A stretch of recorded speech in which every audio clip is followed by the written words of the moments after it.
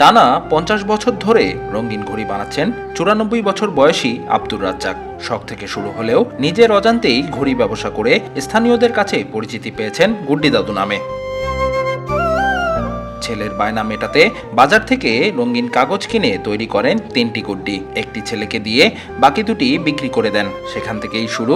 তারপর আকাশে তার রঙিন ঘড়ি স্বপ্ন বুনতে শুরু করে। আব্দুর রাজ্জাকের কর্মজীবনের শুরুটা বিস্কুট ফ্যাক্টরিতে। দিস্তায় দিস্তায় রঙিন কাগজ আর গিটবিহীন ভালো মানের বাঁশ কিনে বাড়িতে এবং ফ্যাক্টরিতে বসেই ঘড়ি বানাতে শুরু করেন তিনি। বড় ছেলে এই একটা গুড্ডি আনছে, বাইরে ঘুরতে উঠতেছিল, কাটিয়ে গেছে, ওই গুড্ডিটা আনছে, গুড্ডিটা ছিঁড়ে গেছে তখন কান্দাকাটি শুরু করছে। তখন আমি বাজার থেকে একটা কাগজ নিয়ে আসিয়ে গুড্ডি বানাইলাম, বানায় ওকে দিলাম। আর একটা কাগজে 3টা গুড্ডি হয়, তো 2টা গুড্ডি বিক্রি হয়ে গেল যখন, তখন ফায়ার সার্ভিসের সামনে ছিলাম দোকান।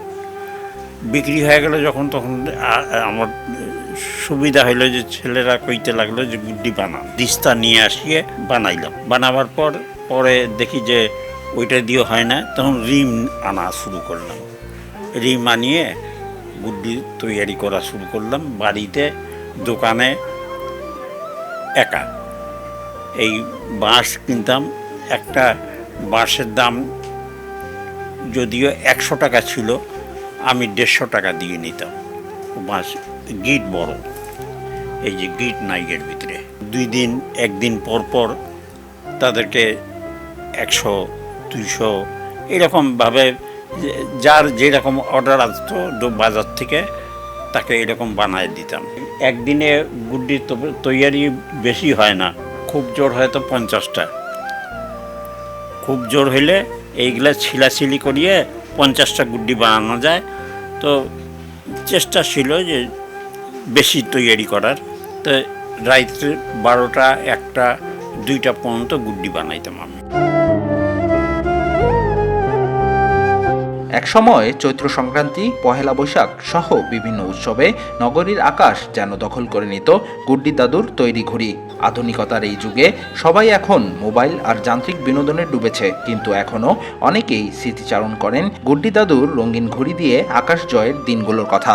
রংপুর শহরের বিভিন্ন এলাকা থেকে ছেলেপেলে আসতো তার গুড্ডি নেওয়ার জন্য।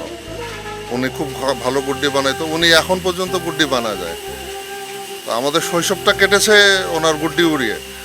হ্যাঁ, আমাদের হাতে তখন মোবাইল ছিল না। ওনার গুড্ডির নাম ছিল শাপলা গুড্ডি ছিল। হ্যাঁ, তো অন্য গুড্ডি ছিল, শিমুল গুড্ডি ছিল, কিন্তু ওনার মতো হতো না আর কি।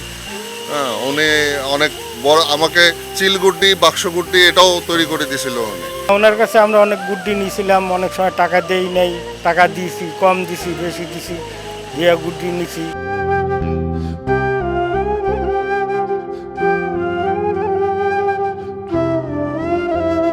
স্বপ্নবাজ এই সৃজনশীল মানুষটির বাড়ি রংপুর নগরীর শাহীপাড়ায়। 1932 সালে জন্ম নেয়া আব্দুর রাজ্জাক এখন বয়সের ভারে কিছুটা নুয়ে পড়েছেন, তবুও মনের আনন্দে এখনও বানিয়ে চলছেন ঘড়ি।